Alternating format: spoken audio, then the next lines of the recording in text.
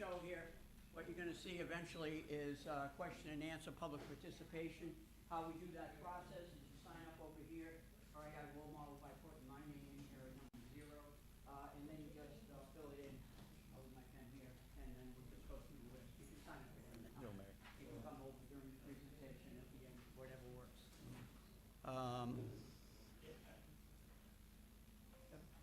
Okay, welcome everyone. Thank you for coming to the budget hearing. I'd like to start the meeting by calling on Mr. Okenquist to lead us in the Pledge of Allegiance.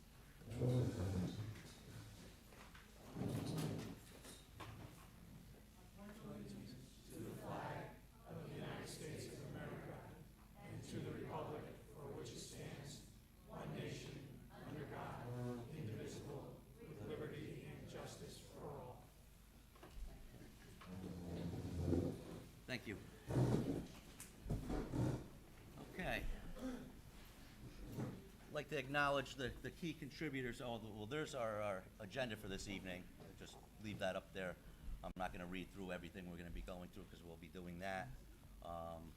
And then our key contributors to this budget are First Selectman Jim Zioli, John Cifarelli to my right, the Director of Finance and Administration, Audrey Gear, who's his assistant, who is unable to be here this evening, Art Williams, our treasurer, the Orange Board of Education and the Board of Education Finance Committee, the Amity Board of Education and their Finance Committee, and there's members here from both of those, which is great. Our town department heads, which do an excellent job.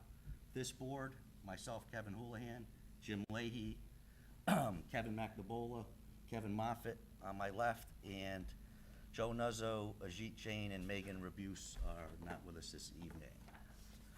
Okay. Our budget development our development process basically starts once this budget hopefully is approved. We started in June of 2022. We established our budget guidelines based on economic conditions, revenue projections, and affordability to the taxpayers.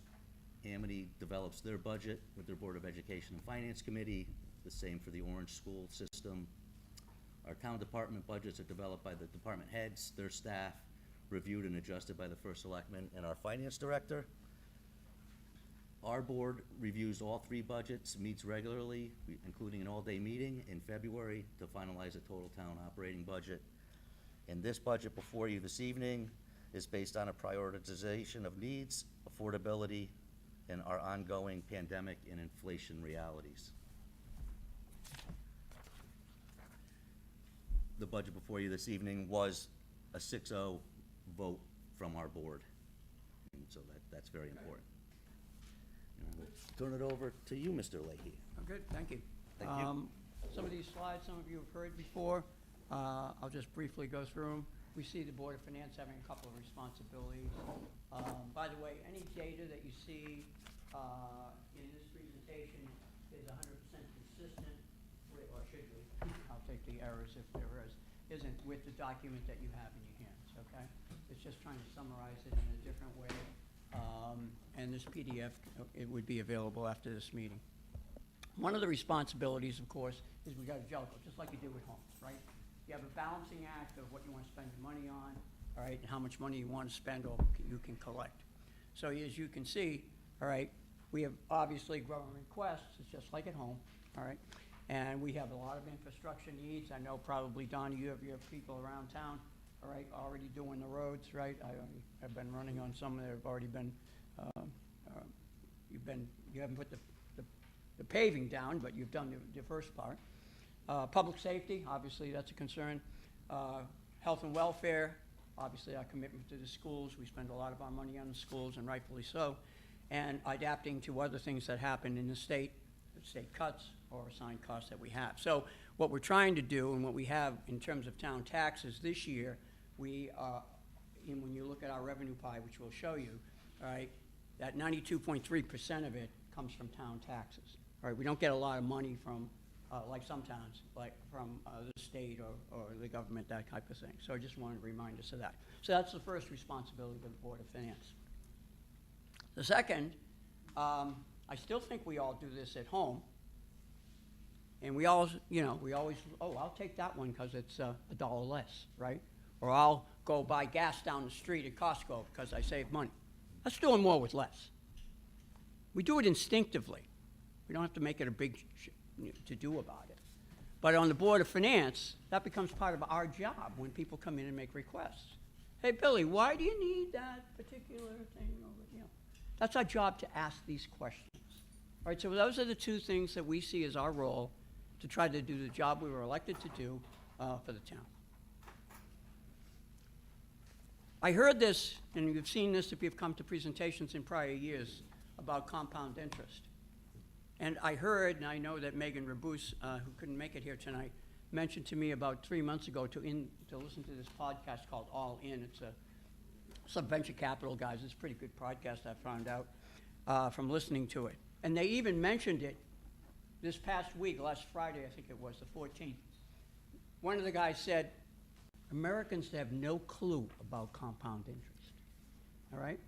So I put up this graph, and it only shows the difference between a 1% increase over 10 years, the lower graph, and if it went up 4% 10 years. And the number starts at 100, and you can see it goes up to 110 if it was 1% a year. Taxes, what you would pay. But if it goes up 4% a year, you're up to 148. Now, we instinctively know that some of this is happening now when we start saying, gee, wish I could still get that 3% mortgage, right? Or refi. But that's what we're striving to be doing when we think of. We're always thinking about, oh, it's just another 0.5%. That's not the way we think about it, because we keep this thought in mind. So I just wanted to mention in our responsibilities, Board of Finance, that's the kind of thinking that we do, and that's why we ask the questions that we do. One of the benefits of doing this and doing it well is you get what we have. There's this AAA credit rating. And when the guys came and said, oh, what makes a AAA credit rating, I would ask these people. So I didn't go to a book and make this up. I asked the question and took notes when they answered. Conservative fiscal policies. Economic development, how good are you doing at that? Solid fund balance. Community involvement. I think Orange for years and still has today for sure, A+ in the fourth category there, community involvement in so many ways about the town. I think, Paul, we've talked when we went to Dunkin' Donuts a couple of times, we'll be dead and gone in not so long a future, unfortunately. But we hope, both of us, hope that the community involvement, and we think that we're the type of town where that will stay. And that's a big factor when they look at towns and how they rate their credit agencies, along with the others. Open communication. Well, we're here on OGAT. You can ask the questions you want to ask today, at least about this, and you can go to any meeting as far as I know, and I think we do a very good job of that here in Orange. Do you fund your pensions? Some towns do not do that. We do it 100% every year, right? Every year. There's several surrounding towns that do not, and they're again in trouble. All right. So these are the types of things. When you say you got a good end result, these are the factors: fully funded pensions. All right. You collect your taxes at a very high rate. People pay what they owe. And so when you do that, and that's the kicker box, what I call them kicker box at the bottom of the page, to sum it up, a AAA credit rating decreases our bond interest rates. So therefore, guess what? We're doing more with less because we will pay less taxes for interest for borrowing. It's a very good thing. And it's also a very good thing for our school systems, such as Amity, because we're one half of Amity. So when they look at Amity, they're really looking at the member towns, right? So that's a particularly good thing for us. So I just want to remind you of that. Now, let's get to the chase, right? Everybody's sitting here saying, okay, can you cut to the chase? We can. Each year we show this chart. We have the three budget components. We all know what they are: the town, Amity, K through 6, OBOE. On our revenue side, as you can see, or if you can't see there, I'll just jot it out. We have an increase this year. We have the good fortune of a 2.83% increase in revenue. Now, last year, some of you may recall, was 5. We're going to talk about the relative strength of 2.83 when we get to that section of the component. But that's what we got for the increase in granular smidge, if you're wondering what that revenue thing is. Okay?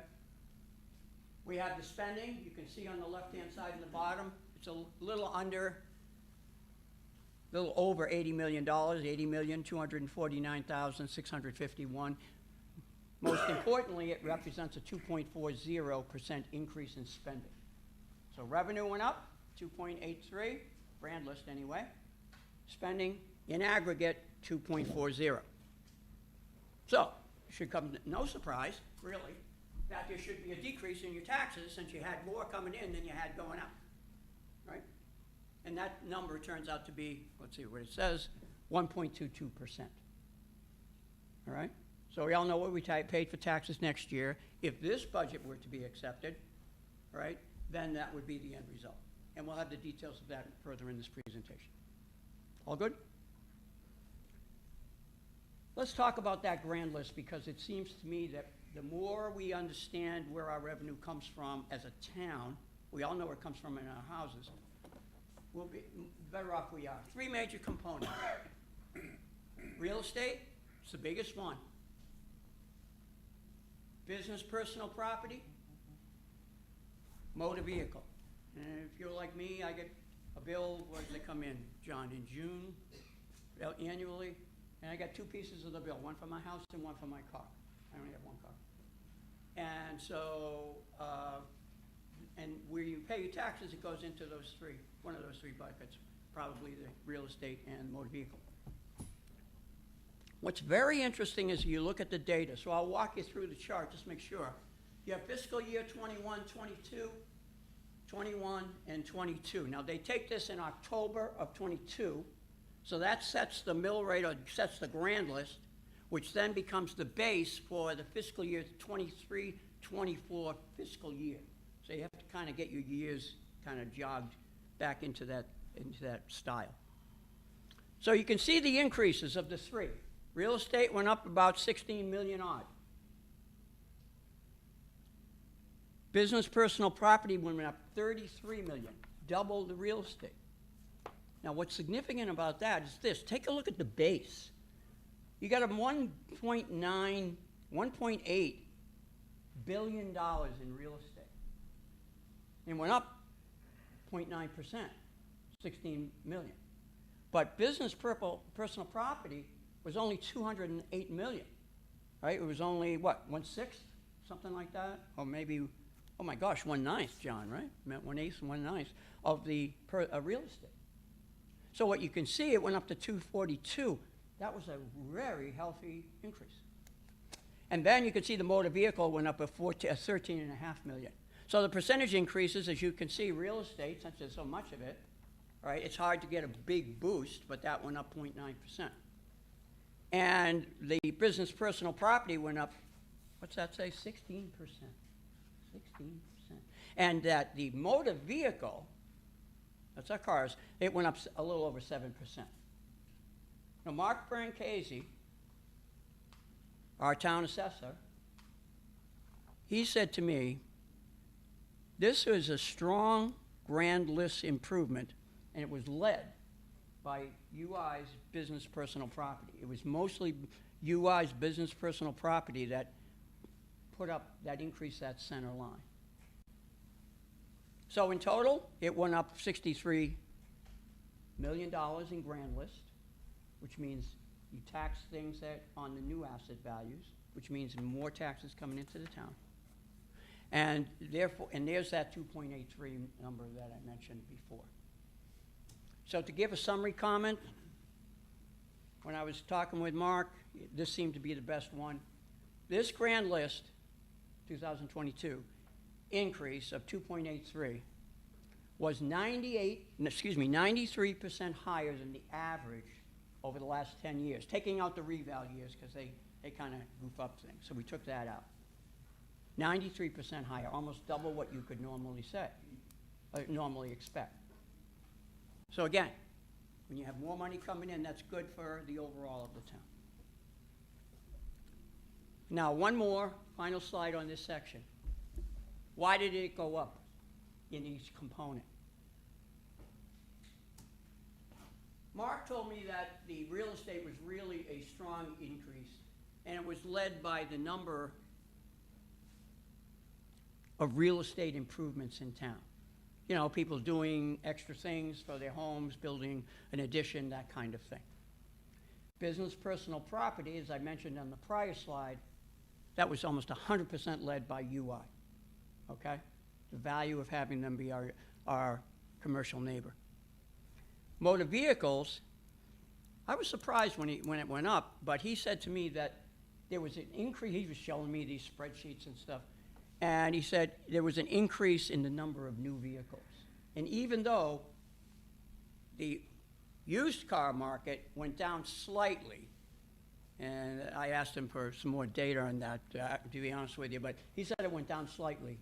So that meant in the overall, it still went up that 7% that we talked about in the last slide, and the same number is sitting right there. So, all right, all of these property this year, unlike last year where the cars were taxed at a different rate, all of them will be taxed at the same mill rate, which in our presentation tonight to present to you happens to be for next year's 3.2.3 run, but that has to be approved. Okay? So that's a little bit more background on where our revenue comes from. Okay? And that's important for us because that's like more money coming into your house would be good for you. Now, I'm put this economic development up here because that also ties to, right, the real estate component of this and business personal property. These are the top 10 taxpayers. I don't know if in the audience you can read them, but I'll just kind of go through them. I think we're all familiar with them pretty much. UI is the first one. Second one's Southern Connecticut Gas. Third one's Grand Reserve. That's some of the properties on Prindle Hill Road. Yeah, we see old Avalon. The old Avalon? Yeah. Okay. The fourth one is Connecticut Light and Power, the utility, right? The fifth one is the FedEx building on top of Marsh Hill Road, right? The sixth one is a real estate leasing. I'm really not sure which one that is, John. Executive Boulevard and some of those other big warehouse buildings and all. Okay, thank you, Jimmy. The Orange VA is number 7. The Orange Plaza is LLC is number 8. The lodging, that's the 2 lodging at the top of Marsh Hill. I believe one is Marriott and the other is Hilton, thank you. And Raymore and Flanagan Plaza is the 10th one. And what you can see from the charts, whether you can read it or not, is they bring in 339 in the net grand list, 339 million, which is 14.66% of our grand list, 15%, right? 15%. And the amount of taxes they bring in, remember, we got an $80 million budget, right? The amount of taxes they bring in is over $11 million. Compared to last year, they're actually growing in terms of the size of particularly the top 2, they're increasing significantly, all right? Where last year it was only 13% of our grand list and it brought in 10.2 million. So the net of all this is that the increase in the amount of taxes, as estimated by our town assessor, is an 8.06% increase just from our top 10, which is a good news thing. All right, good news thing. Jim, can you just make sure you stand close to the mic? It's having trouble picking you up. Okay, thank you. Don't wander around is what you're really saying, right? Roger that. Thank you. Quick, there's a process to anything, right? If you do the work that I'll do, we always try to create a visual of the process. And what this is saying, look, if you come in and say, hey, I want to build something in Orange, okay. Well, you go to a preliminary meeting. That's box number 1. All right, there's sub-steps under that. That's the bullets there. You submit preliminary plans, box number 2. Box number 3, you do pre-submission meetings. And some of these boxes are iterative meetings. They're not one stop, you do step 1, step 2. You know, sometimes you have to come back a number of times. You have various committee reviews. That may take a fair amount of time. They got to be approved, right? And then you construct approval plans so that you get through the system, and then you get to step 6 where you've completed the project, you've already done the construction. So you figure you're getting approvals along the way through steps 1 through 6, okay? Now, this can take a fair amount of time. It could be as short as 9 months, maybe even sooner. But sometimes it's 36 months. It depends on the size of the project, right? Not only in terms of the size of the physical construction, but the size of the complexity in terms of getting approvals that pass muster with the particular town. Because I think this slide here, in terms of the steps, is probably pretty generic from town to town on the overall, all right? So the idea is this: it takes a while when you say, oh, let's get somebody in here. It's going to take a while before it comes out the back door paying taxes. That's all I'm trying to say. Having said that, one of the things I have learned, and I'm not an expert in, but I understand the concept, is as something goes through this process and starts being constructed or gets through milestones in the process, we start what they call enhanced value for that project, for that property, and you get taxes on that level of enhanced value. So you may be going for this amount of value, okay? But at some point in the process, after step 4.5 or something like that, you may be 25% of the way. So you would be taxed on parts of that. So I don't want to get it. I'm sure there's a doctoral thesis that I'll never read, all right? But that's how it works. All right. If you've come here before, you've seen some of this material. So, but those who haven't been here before, these are, we were asked a number of years ago, so let's assume it to be 2017. So 2018, we started saying, okay, tell the public what's been going on in terms of economic development. So I created a process, right, with Jim and others in the process. And what we did is we said, all right, so I'll just do the first one. Hilton Garden Inn, all right, where is it located? What step in the process was? Well, in 2015 and 2016, it was a 5. That meant it had been approved, but it hadn't been constructed yet. And lo and behold, it became a 6, paying taxes. It's still a 6, obviously, all right? And this estimated value is not necessarily the tax value, but the construction value. All right, so I'm just trying to summarize it so that we have a snapshot in history for what we're doing in this area. Yes, miss? Yes, so what exactly are you doing with the Hilton that's been in existence? The development that has to go on? Well, when they came to town, I'm sure Jimmy is probably better at this, but when they came to town, they had to come into the process, have a meeting, all right? They were told, okay, you have to do this, and thus. But they came into the town when? Well, it must have been before 2018 because they were already at step 5 at that point. Right. And now they're fully open. And now they're fully They have open. been since COVID. I'm just wondering what the time scale is here. How many years before 218? Oh, in that particular case, I'll tell you what, we will see in some of the ones coming up that that one is one of the first ones on this list, right? Others are going to have in 2018 nothing. And then you're going to see numbers kind of going forward. It depends on it just depends on the complexity and the size of the project and getting approvals. There could be a minor hang-up to get an approval, for example, which could cost time. That's my understanding of it, miss. Good question. All right? All right, so anyway, the only one that from last year that changed on this list of 7 was number 5 there, Gyroscope Development, which is over on Smith Farm Road. You can see it wasn't even, it was zeros back in those early years for 3 years through 2020. Then it was a 1. They just had a preliminary meeting. Then it was already a 5. Then last year was a 5. It's still a 5. Okay? And the comment over here, it says under construction, 48 rental units, affordable. There's an affordable housing option on that. Okay? So that's the only one on this page that's different from last year. And as you can see, and maybe I should have showed you that one as an example, miss, of how it goes through time.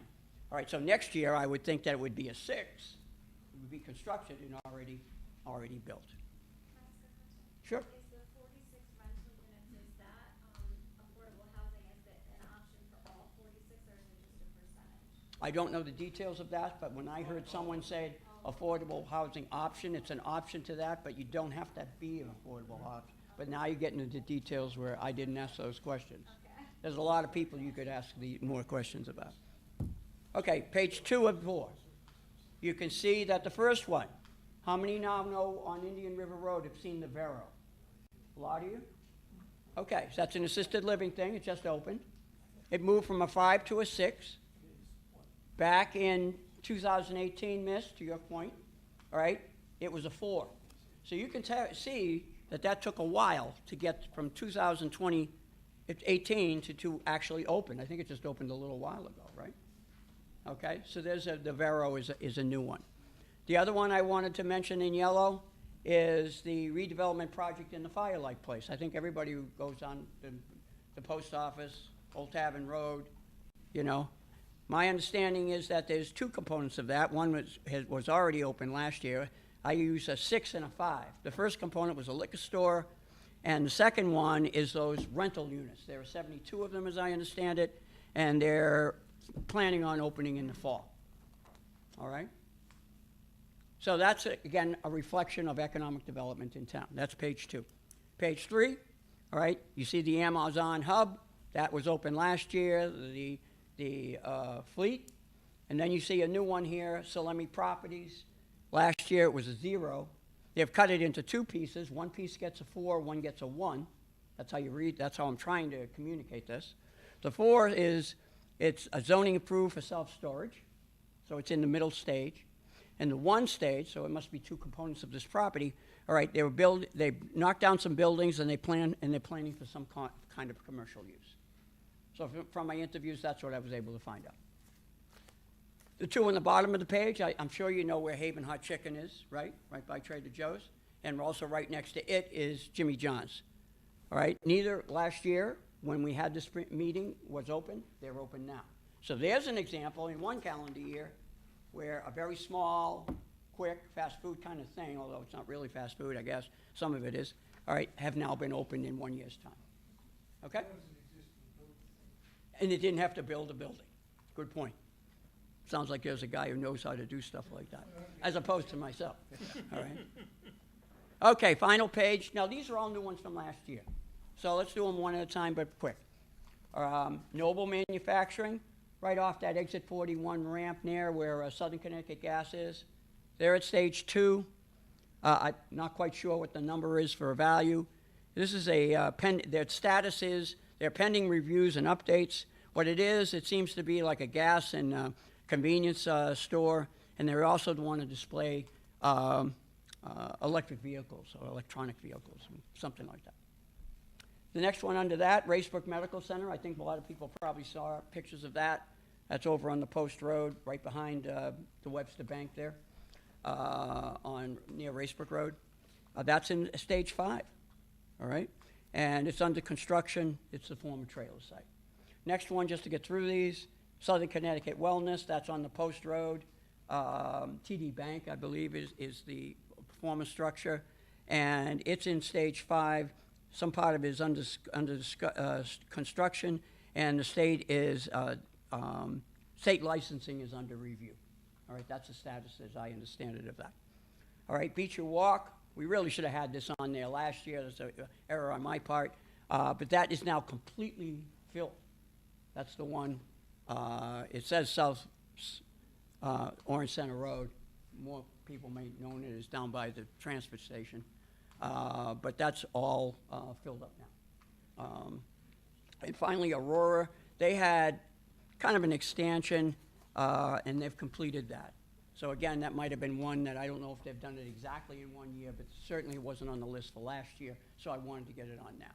So there's your sense of activity. And again, this isn't even talking, if you go back a number of years, you could put a lot of stuff on this, right? So that's what you got there. Okay. Now, for this budget, we come up with what we think are underlying considerations to be thinking about as we grapple with the budget requests, the amount of budget requests we have, what we at the time maybe don't know a clear sighting on what the grand list is, because we don't usually know that till like March. All right, so these are the ones, and we come up with 6 each year. And the first one, I think to no one's surprise, is this one. This is data on inflation. Saw an article. This one only goes up to from January to January, so January of '21 to January of '23. I think the latest monthly number of inflation was, it's down to 5 now. But at this point in time, when I grabbed this back in January, US inflation for these years, you can see that's going up, and that surprises no one in this room, right? All right, so the average over that monthly period, 24 months, all right, was 6.35 per month, okay? So that's one factor impacting the residents of Orange. And Kevin, I don't know if you would help me with Sure. that factor or others. Yeah, the others, we get, after, we go through this every year, and our next issue is, our number 2 is safety and security. We all live here, travel on the highways, travel on our town roads. It seems drivers are out of their minds, which is not a good thing. And overall crime, probably up. The chief's not here, but I know with the speeding we have on Route 34, and some other issues, the thefts of catalytic converters from people's cars in their driveways. And then, I'm sure Vince will mention it later, but the Orange Board of Education now has security officers at the school, so it's, you know, the safety and security is a serious issue to the residents. Move on. Wage growth. 46% of our current budget for the town employee, on the town side, is salaries, salary increases, so wage growth. And then you get out into the business world, you know, our small businesses, restaurants, their costs are all going up as minimum wage it rises every year now. So that's a concern. And in our own programs, our park and rec, summer camps and everything, you know, the cost of labor is going up there.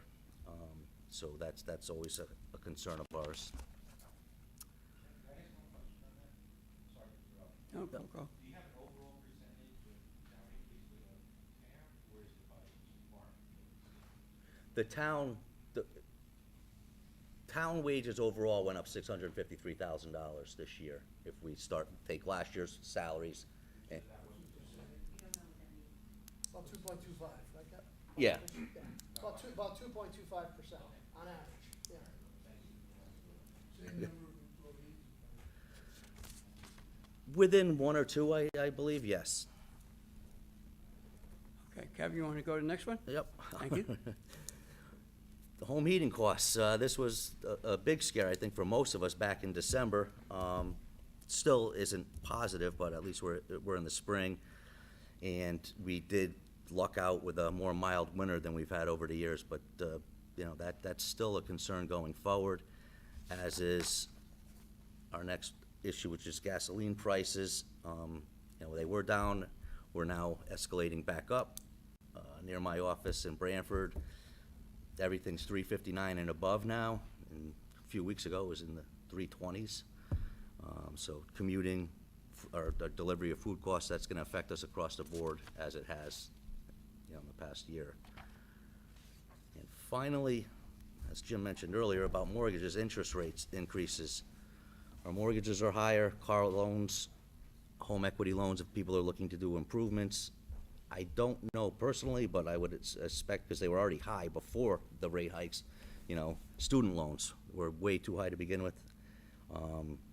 You know, so the cost of borrowing is increasing, and it's gonna affect us at the town level with future bonding. Good, thanks, Kevin. All right, so Then- what we've done so far is giving you an overview of who got involved, a little bit of our role, bottom line, right, bottom line up front. And then we spent some time both explaining the grand list so that everybody can be more conversant on that. And we invested time in economic development, what we have seen as things that will eventually, and some already have been, turned into taxes from their development. And again, any development we get from the economic side, right, means less we need from the residential side, okay? So there's that. So what we're gonna do in the next sections is we're going to give you an overview of the spending request, and then each of the 3 spending components will come up here and present their spending request, and then we'll come to the last section of the presentation after those 3. So that's what's going to happen in the next little bit, about 5 to 10 minutes. We'll get through this, okay? So here's the deal. Here's our expenditures for the town. This chart is in your book, all right? It's in your book, same one. As you can see, there's various components. There's a component for Orange Education, there's a component for Amity, and then the others are split up on various parts of town operations, all right? So, including the debt service. Second slide, the next one, which is also in the book, was the revenue that's going to support that. Again, we have estimated what we think the mill rate would be, and so this is in there as well. So you can see it at the property taxes. I mentioned earlier 92.3. You can see it there, the large blue. Now that property taxes is both residential and commercial. Okay? It's both.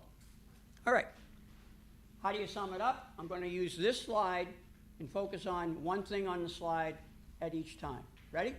You can see the 2.40. You can see where the numbers are. All right, this slide is not in your book, but the numbers are in your book. Okay? So, 2.40, there's last year's budget. Here's this year's budget. Okay? You can see the town budget, the debt and capital, the Orange Public Schools, the Amity Regional Schools, and the reduction that we had from a referendum vote last this spring. All right? Obviously, we don't have one of those for this current year, and therefore you can see the budget increases, so now I'm going to go through them one at a time. First, the town budget. The town budget is going up 5.5%. All right? We're going to explain that in a minute. Debt and capital goes up about 5%. That'll be explained. The Orange Public Schools is coming in with a budget request of 3.39%. That will be a presentation.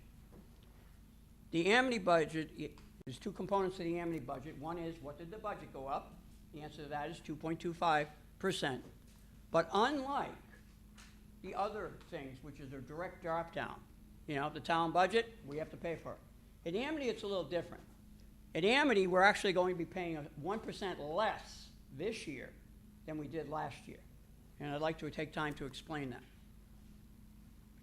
There's something called each year at Amity ADM, Average Daily Membership. And what it really means is this. Each town puts a number of students into the school, Bethany, Orange, Woodbridge. You get a total, and if you have 20% of the total, you pay 20% of the cost of the following year's budget. Okay? I think that concept is pretty good.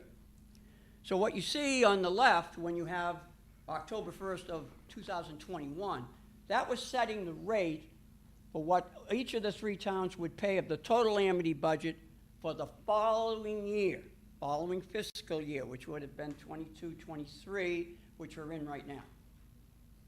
And just to show it orange, you can see we had a 50, or perhaps I need to read it to you, 50.369%. They always do it out to 3 decimal points because it's a lot of money. And that's a good thing that they do that. They had 2,166 students. We had 1091. This year, October 1st, you can see the numbers. Bethany, Orange, Woodbridge. You can see the change. All of them went down. 6, 74, 6. So the total went down by 66. You can see that by the 2166 and the 28. All right, just math. But what, in terms of budgeting, what it meant is that Orange no longer was at 50.369%. It was at 48.894%. And over on the right, I put in red what the number of a reduction was for the town of Orange. 1.476% reduction, which meant we had to pay as a percentage of the total about 1.5% less than what we did in the prior year's budget, the budget year we're currently in. Okay? Now over on the right, I just wanted to, just a primer.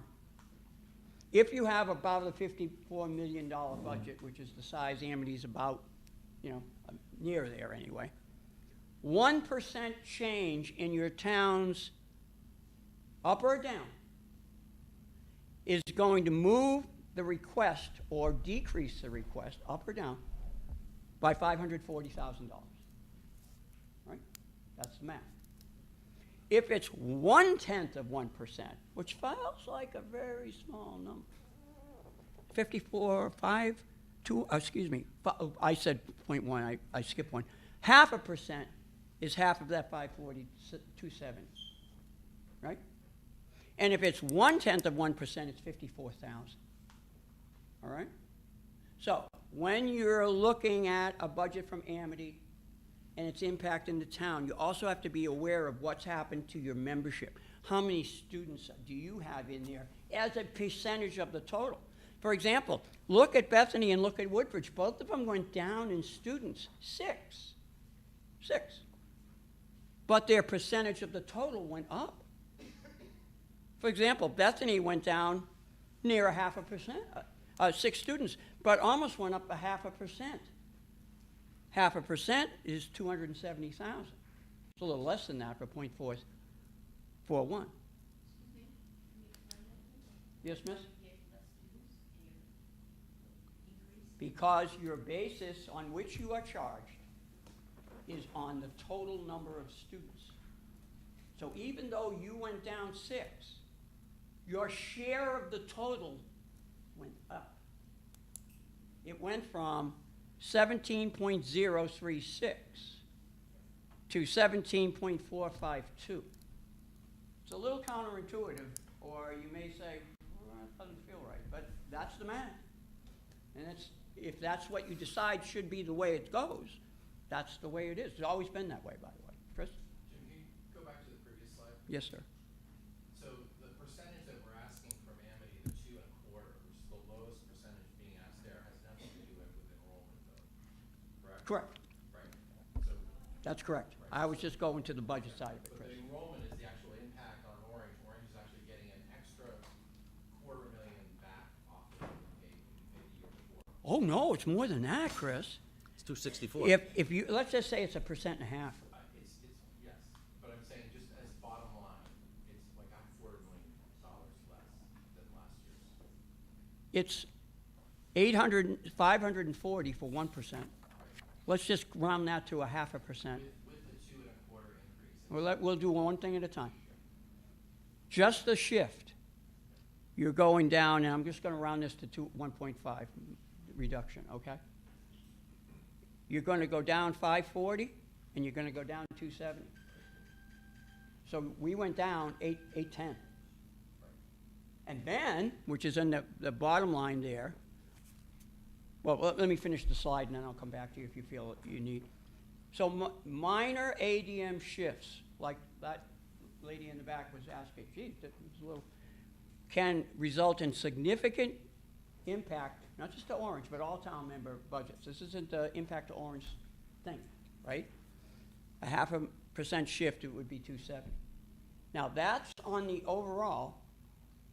Also, what you have here would be, if you're impacting what's going to impact your budget, as Chris says, you have to take into account, okay, but the budget of last year and budget of next year is going to be different.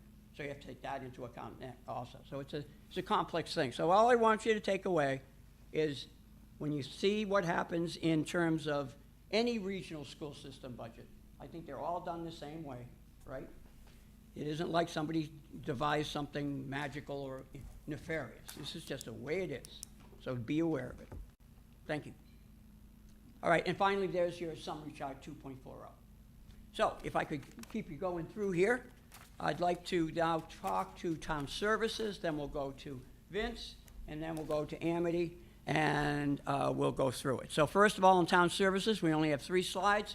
The first one looks at the 8 components of revenue. This should be very close to your chart that I showed you earlier, which has this type of thing in it, right? In your thing, all right? The revenue. Property taxes, collections, interest and liens, licensing permits and fees, you can see them, all right? You can see last year's amount, you can see this year's amount, you can see the change, you can see the percentage change, and then I just give various green and red arrows whether they went up or when they went down. And Kevin and John, I'd like to request your help in commenting on this chart, please. Well, the property taxes is clear, that's from the grand list growth and the decline in the proposed mill rate this year. That's why it's 193 instead of the 283. Our license permits and fines, $274,000 of the 292 increase is based on the increase in building permits and fines and whatnot projected by that department, and the increase in the rates. Interest, it's just, we all see what's going on out there. We went from 0.1%, if we were lucky, to probably 4.5%, 5% in some of our I think we estimated stiffs. at 4. So that's a massive number and bonus to the town. And then we get to the fund balance and Amity refund. We did not spend any money out of fund balance last year as we had in the past. And there was a budget line for $700,000 in 22-23 for our share of the projected surplus. And this year, we have not included that in the budget because their policy is different going forward with their surplus. John, you want to comment then? No, I think Kevin pretty much covered it all. Just on the license and permit, we did increase the fees for building permits, so that covers a lot. That drove a lot of this 40% increase? Yeah. 44% increase? Okay. Budgeting the fund balance, Amity refund. I'm sorry, sir? The fund balance and Amity refund Yes, sir? isn't in the budget. There's no We projected estimate- revenue, yes. There's no revenue. We have not put any revenue for those two components in this year's budget. That is correct. Okay? Now, the second of the three slides for the town.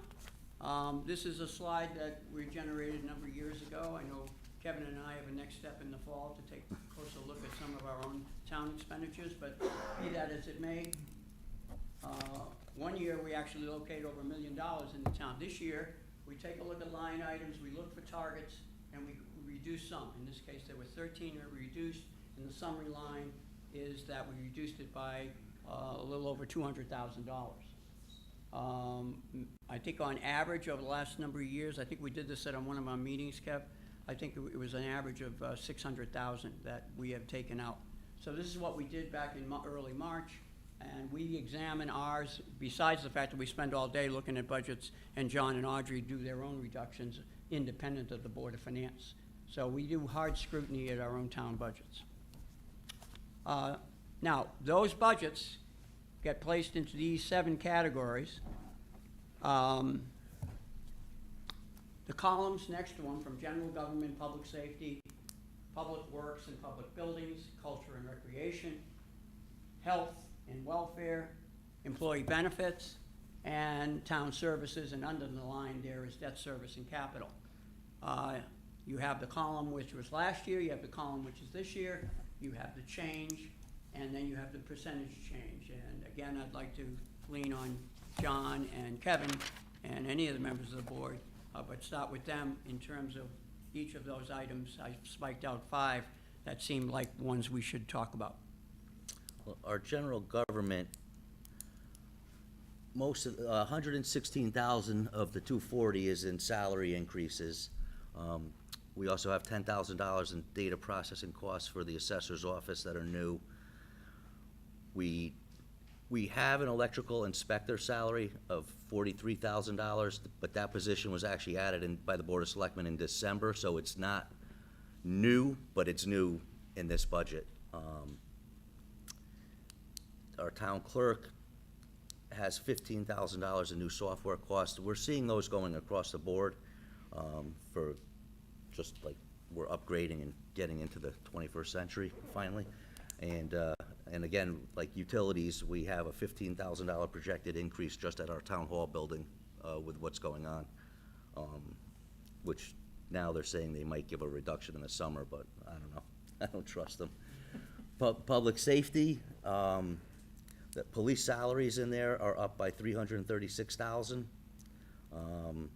And we also increased our volunteer fire department contribution by $38,300, and I think that's money well spent. And and that's $375,000 out of the 437 number. And, small Okay. accounts change Good. there. Public Works, again, 78,000 of that increase is salaries. Our streetlight electricity budget is up by $27,000. Our water for the fire hydrants is projected to rise by $35,000. The biggest thing in there is our residential recycling program. That cost is increasing by $170,000 over last year, and that's a contract. That's and- 170 out of that 581 there? Yes. Okay. Just residential recycling is a $170,000 increase over the prior year. And then we have, you know, our vehicle repairs and maintenance, parts and supplies is up by $25,000 overall, and I think anybody who's dealt with the supply shortages out there knows that car parts and all that have continued to rise. Culture and recreation, is that mostly the library? Some of the maintenance there? library and Park and Rec. Because that, I don't have Culture. pulled out. A lot of that, again, is labor costs with the increase in the minimum wage. We had to bring the camp counselors up, the lifeguards at the pool up. Also, I'll caution, when you do. Oh, you gotta turn, maybe? Or speak louder?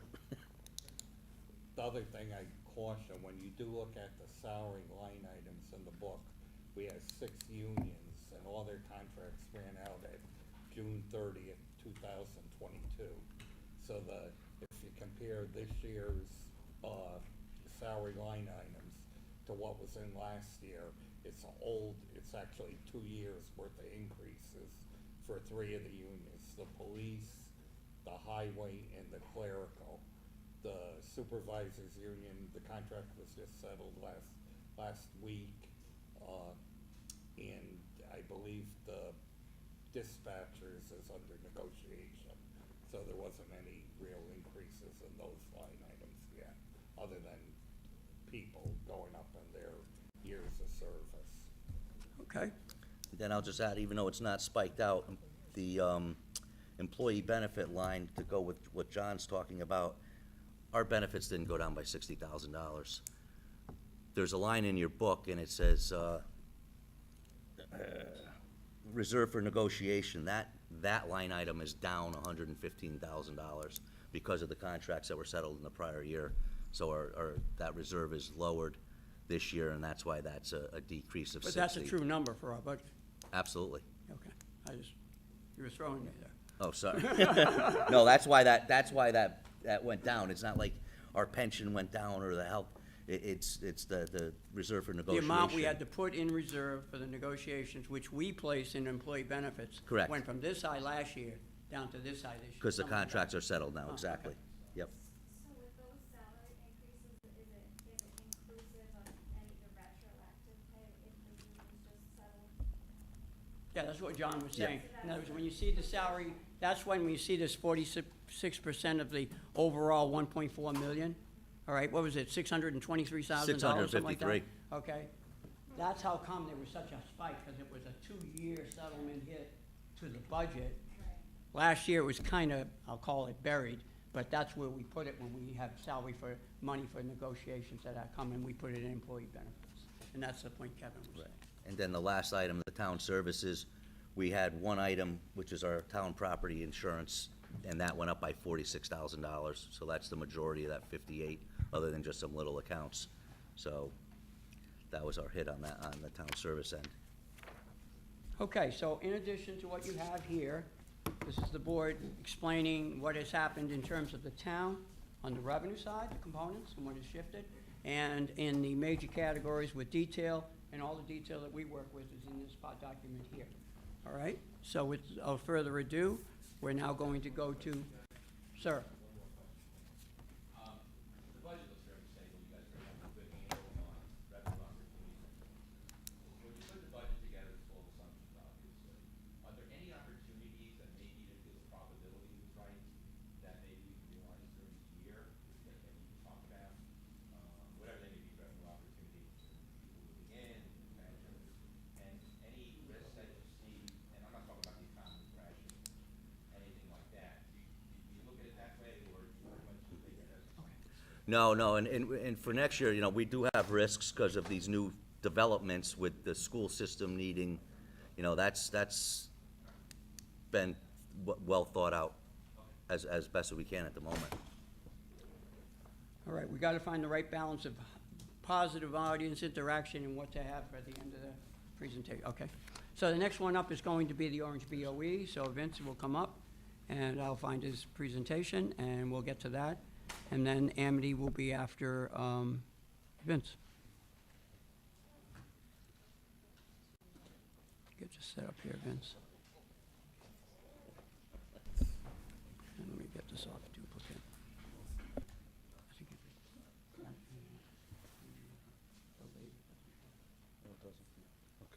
Good evening, everyone, and welcome. It's good to see everyone here. I'm just trying to look across the room of seeing what board members are here. I know Mr. Houlihan acknowledged his members.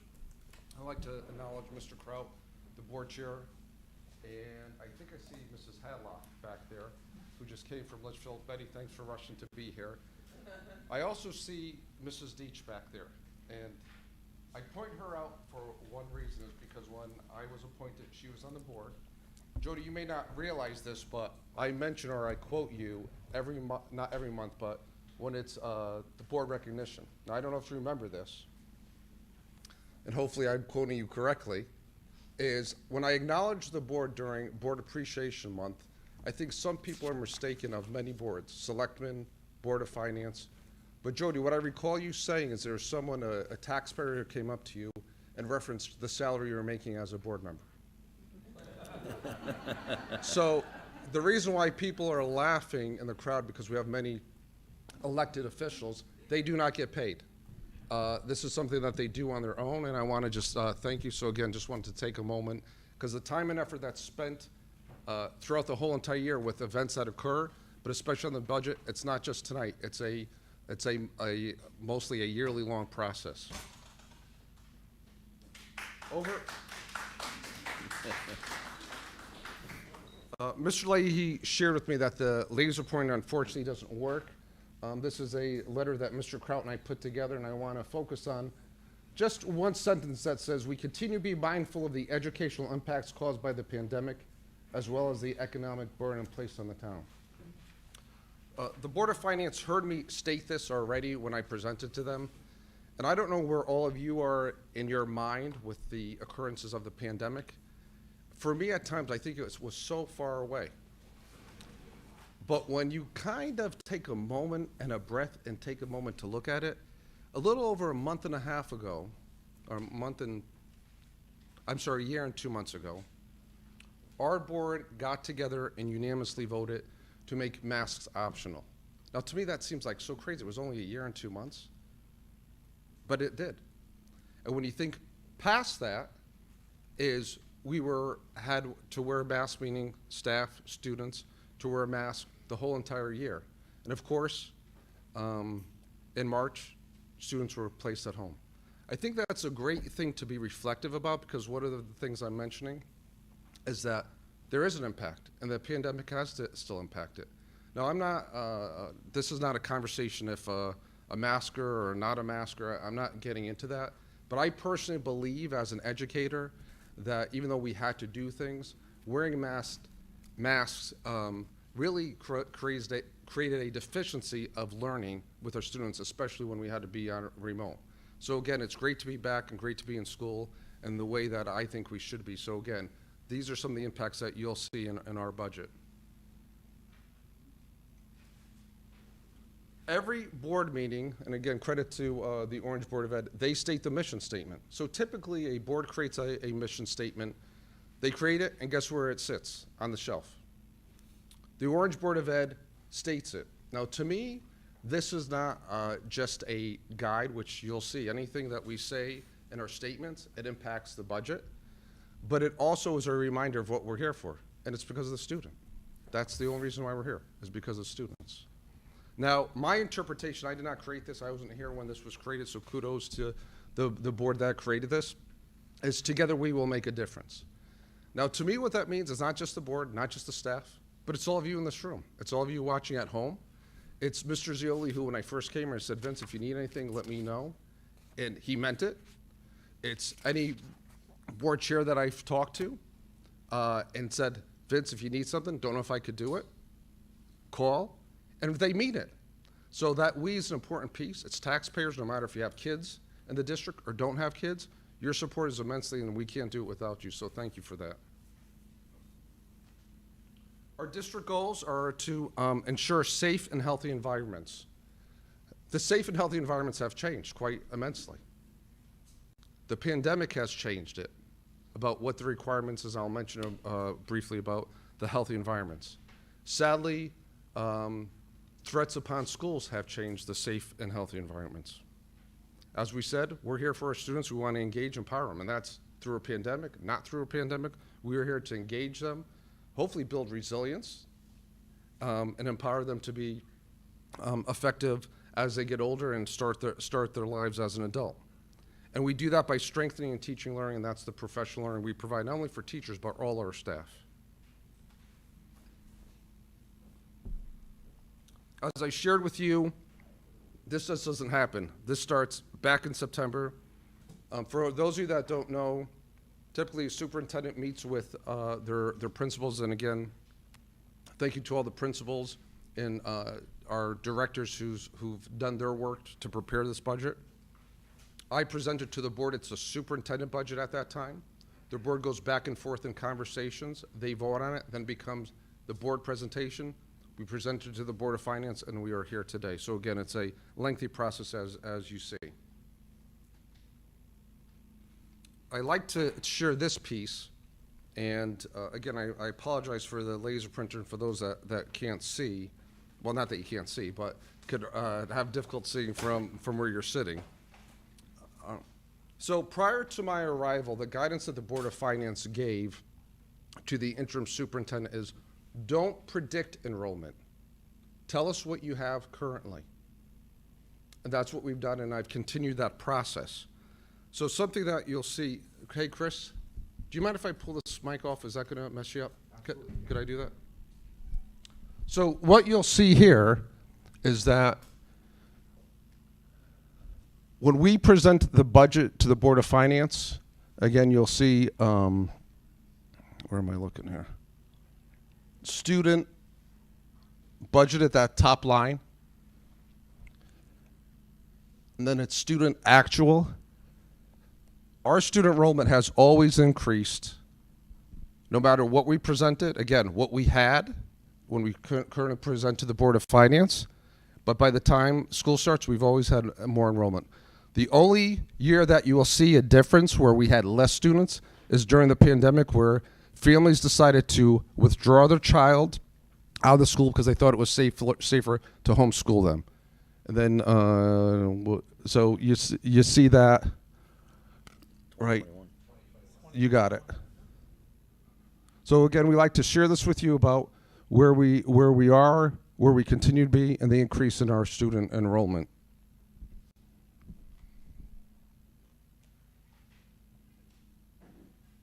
Just an overall, we've talked about increases. Mr. Lay has gotten into it, and also Mr. Houlihan. We're asking for a 3.37% increase this year. This is a pie chart. Typically, you see this in every budget. And to no surprise, the salaries and benefits are the most. And quite frankly, that's where we need to invest our money for our students. I call it the human capital. As I said, it's a we. I don't care who you are, but especially during what we faced with the pandemic, no matter if you're our owner or our operators here, how many schools could not open because they didn't have bus drivers?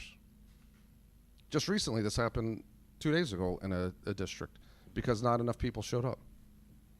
How many schools couldn't open because when a teacher or someone was sick that they didn't have enough staff? So again, thank you to the board to supporting about systems that we put in place. And again, this is more contractual obligations, but you'll see that in the next slide or two that you'll see increases, and again, it's predominantly with salary and benefits. So major drivers, as I shared, salaries and benefits, support staff. Mr. Houlihan mentioned this, and I mentioned this with regarding our goals. Many years ago, the board was being proactive regarding safety in our schools. We had several conversations with Chief Gagné. Again, he's part of the we of why we make a difference here. And thank you to Chief Gagné for his support. And he guided the board to hire school security officers. For those of you that don't know what a school security officer, say that 10 times fast, it's similar to an armed security officer. It's synonymously with each other. It's a person who is a retired state trooper or police officer in good standing that could be hired in a school system and is allowed to carry a weapon. So these conversations occurred, I think it was probably 6 years ago. Again, I think there was some trepidation when any time that came up. Sadly, events continue to occur in our country. The board made a move to do this, and this is one of the reasons why you see an impact in our budget. I have to say, this was, even though I think there's still trepidation, I think the majority of our families have appreciated this. And during any time, well, besides the pandemic, I received several emails. But quite frankly, whenever there was a shooting, there were calls immediately. Are there police presence at the school? Are there police presence at the school? So this is one of the impacts that Mr. Houlihan inferred. But again, support staff, that's one of the reasons why you'll see an increase. Some other items, as you know, transportation, again, that's contractual. Building repairs and maintenance, that's the other part about the safety of schools. There's a requirement that all districts have to have comply with an HVAC assessment. It's quite costly, so that's the reason why you see that cost. Utilities, everyone's experiencing that. And we're addressing some furniture needs that have been long, not forgotten, but because we've had to address certain things first, we've put that back in the budget. Decreases. For those of you that are not familiar with school systems, specifically special education, a student has to qualify for special education. Once they qualify for special education, there's goals and objectives that are set in an IEP and an individualized education plan. And the goal for any district is to have an LRE. That stands for a least restrictive environment. And many districts do a very good job with that. I think Orange does a good job. But on occasion, the needs that a student has, a district can't provide, and when a student has to be outplaced.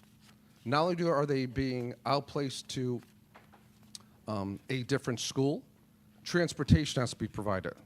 Now, we could get a student, and again, our goal is always to, again, when I was a principal and we would have a meeting, a PPT, with regarding a student, our goal was never to keep someone to be a special education student forever. Sometimes that occurs, but again, it's trying to provide those services and get them back into the classrooms or to decrease what their goals or objectives are. And that could happen in a year's time, it could happen in 2 years' time, or they could promote out and go into the Amity district. So those are some of the reasons what occurs, why you see an influx or decrease in that line item. And our health insurance decreased. I don't know if many of you know, we are self-insured as a town, and it's based on claims year to year. So our claims were lower this year than previous years, and that's why you see a decrease in that line item. Again, a 3.37% increase. That pie chart, contractual obligations are alone are 1.21%.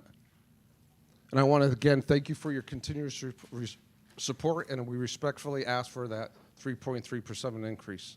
So thank you. Thank you.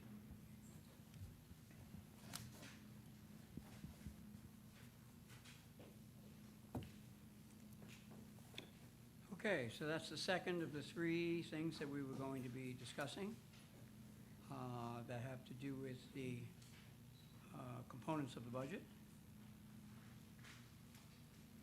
And the next one's the Amity budget, and I see that Jen is here, I believe.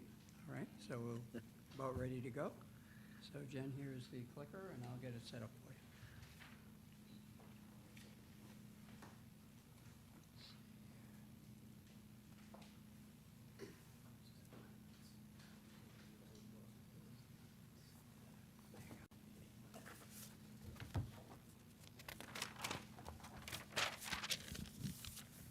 All right, good evening, everyone. Thank you again for being out here and for taking the time to listen to the presentation. It's actually kind of nice following Dr. Scarpetti because he explained a lot of how a school district budget is created, and it honestly doesn't matter whether you are a K-6 town school district or if you are a 7 to 12 regional district. Much of the process, many of the pie charts look exactly the same, just with different numbers. Like Dr. Scarpetti, I'd like to thank the Amity board members who represent the town of Orange who are here with us this evening.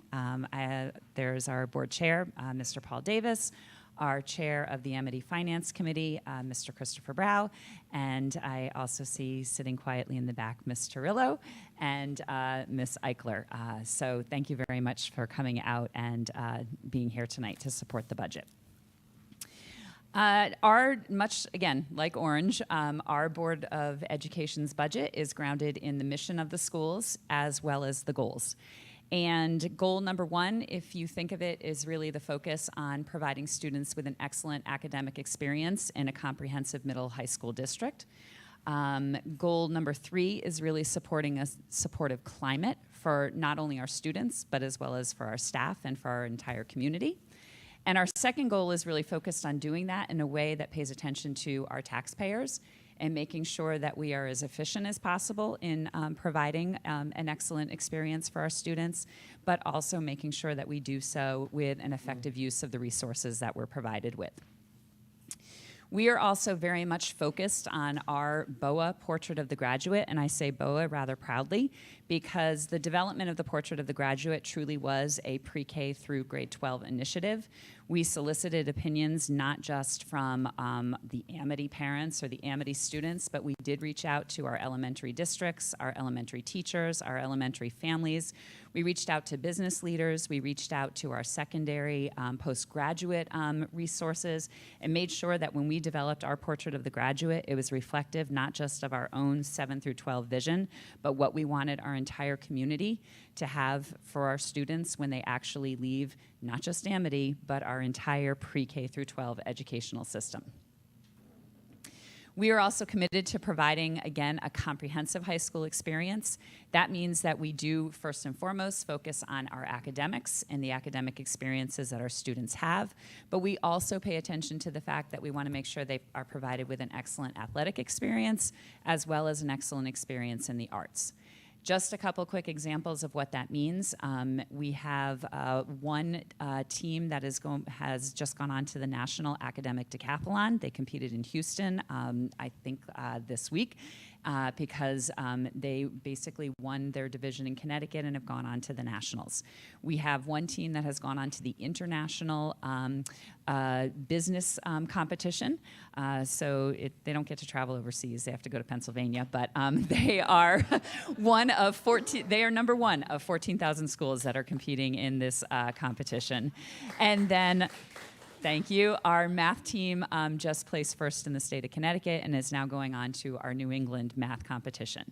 When we look at SAT scores and we compare Amity to the other schools that are very similar to us, what we call our DERG, we had the highest math SAT scores from last year's testing. We were number one in our math SATs, and we were tied for second for our English SATs. When you put those all together, we were probably the top scoring school, but they don't look at it quite that way. Athletics, I can say right now that every single one of our spring sports teams, I believe, has a winning record. It was at least when I met with Mr. Goodwin at the start of this week. And when we talk about the arts, if you did not have an opportunity to see Beauty and the Beast, you missed out on something phenomenal. If you did, you will know and understand what our commitment is to the visual and performing arts for our students. We do project our revenues and our expenses are going to net out to zero. So we'll get into some more details of this, but there is a very nice thick budget book if you want to look at every single line item and what is driving both those expenses and the revenues. But in sort of a quick overview, and again, this is remarkably similar to what Dr. Scarpetti just mentioned, we have some primary budget drivers that essentially dictate how a school district budget is developed. One of our biggest drivers that we haven't often talked about is the change in commodities and inflation. As of February, it was up 6%. I think that's dropped a little bit in the past couple of months, but this is certainly impacting us, whether we're talking about our supplies or our utilities or some of the contractual fees that we have. We also have contractual increases. That includes the salaries and the services that we have contracts for, as well as healthcare costs, which really come down to some of the contracts we have for all of our employees. Personnel and the personnel that we need to run the district and how that changes contributes to the budget. Pupil services, or commonly referred to as special education, technology, capital projects, and our enrollment. So looking at it's something slightly different than the pie chart, but same concept. If you figure about 2/3 of our budget is tied up in the personnel, which would be both their salaries and their benefits, I think one of the things that's really important to notice is that the red line represents the budget increase that we're asking for. The blue line represents how much of an increase is tied into the contract. And again, it's that combination of salaries and benefits. The real simple explanation to this is that when the blue line ends up higher than the red line, we're making reductions in other areas. And so this year, our blue line is higher than our red line. In fact, most of the time, the blue line's higher than the red line. Every once in a while, you have to make a course correction. But this year, it's particularly remarkable that we were able to do that, given the inflation that we're seeing in our commodities and our utilities. Our personnel fiscal impact, it's kind of sort of looking almost like it's not quite as dramatic as it could be. We are adding a middle school math interventionist that will be shared between both middle schools. Dr. Scarpetti talked about some of the impacts that we're seeing from the pandemic. We see it up at Amity because the students from the elementary schools come on up to us.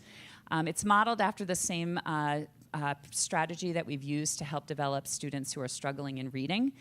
So we will have a certified teacher who is able to provide direct instruction to students who are having struggles in mathematics, and that person will be supported with a paraeducator. So that way on the days the person is in Orange Middle School, the paraeducator is at the Bethany Middle School, and then they will flip-flop on the other days to make sure our students have a continuous support.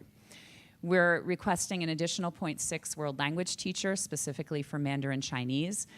This is solely based on the requests of our students. So we have more students who are interested in taking Chinese classes. We need to offer more sections if we want to provide our students with what they're interested in, and so we need to add a Mandarin Chinese teacher. We're also reducing 2 teaching positions. We're reducing an English teacher at the high school. This is not a person that we are cutting their position. They're not getting fired. It's actually somebody who has already resigned from the district. When we looked at our enrollments and how we were able to structure our schedule, we knew we could reduce that position. It doesn't mean we offer a less variety of courses. It just might mean some of the classes actually have a few more kids inside of them. But we will still have the same program of studies. We will still offer the same opportunities for students, but with slightly bigger class sizes. But we're still within our contractual limits. We're not talking about, classes where the kids don't have desks or seats, something just very reasonable so we can support our students. We have a reduction also in a visual arts teacher. This one's sort of more similar to reducing because of student interest. So after February, when our students selected all their courses for next year, we looked at how many students were interested in taking the visual arts classes. We realized again that we could offer the same breadth of our program of studies, but we didn't have to have an additional arts teacher to do that. Again, this was a position that somebody, we knew they were leaving at the end of this school year, so it's not anybody losing a job, but we were able to make that adjustment based on our student interest. We also currently have 5 positions in the district, primarily in the area of supporting students' mental health, that were hired with grant monies that came as a result of the pandemic. What we knew would happen is that if we just paid them solely out of the grant, at some point, if we wanted to keep those people, it was going to be a big impact on the budget. So when we started to employ those people 3 years ago, we had most of their salary paid for by the grant and a very tiny bit in the operational budget. Then we adjusted it to about 50-50. Then it became about 75-25. And so at this point, we would assume 100% of that cost in the operational budget. But again, these are staff that we have used in our district to support our students for the past 3 years, and they have done an exceptional job in working with our kids. We have a couple paraeducators that really are a net cost of zero. One will be reassigned to a different position. The other will actually be paid for by a different local education agency. So those have a sort of net cost, but again, moving our staff to meet the needs of our students. We are adding a tutor in our sales program, which is at the middle school. That is, again, based on enrollment. So our sales program helps some of our students with a really high level of special education needs. There are students who need the most supports throughout the course of their day. And when you add more of them into the program, you actually need more adults to help support them. We are looking at funding an in-school suspension tutor so that it would be a district-wide position. This will help because currently middle school students, there is really no supervision when they receive in-school suspension. They just kind of float around from office to office and hope that somebody is going to be able to watch them in a conference room or a counseling office. From the high school perspective, it is a teacher duty, but by creating a district-wide position, now our teachers will be able to have some other duties and make sure our students have supervision in other areas. And then lastly, an administrative assistant really to help with a new state program for maintaining our special education records. Our pupil services expenses often drive our budget, and much like the Board of Ed for Orange, they went down for the fiscal year 23-24. Somewhat of a similar reason as well. We have worked really hard to build programs that operate in our district for our students who have the highest level of need. And it's been taken multiple years to get those programs established. You can't do them all at once, and so you build them up slowly. But what we are finally seeing is the fruition of when you don't have to pay for a student to go to a out-of-district placement, basically somebody else's school, and when you don't have to transport them there and pay their tuition and pay all of the associated costs, but you can keep that kid there in your own district, in their own schools, with their own peers, in our own classrooms, you actually realize a cost savings. And after about 5 years of developing multiple programs throughout the district, we're starting to realize the cost savings of in-district programs. Our technology fiscal impact is really more of a maintenance impact. We became a one-to-one district. We were doing it really slowly until 2020, 21, and then all of a sudden we did it overnight. But at this point, it's not something that we want to turn back from. Our students have a wealth of resources available to them through their one-to-one devices. However, in order to support that, you need to keep making sure that you have one-to-one devices when the old ones break. You need software to help support that. The other thing that we really are in desperate need of this year, and we have a plan for it, are the instructional display boards. They can be something as simple as a really large screen TV like this. They can also be as complex as touchscreen Promethean boards that allow teachers to do some incredible, usually math instruction. But we started purchasing those probably about 9 to 10 years ago, and some of them haven't been replaced. And as anybody knows, if you have a computer that's 9 to 10 years old, they start to fail and just don't quite work the way you want them to. So we are looking at replacing those.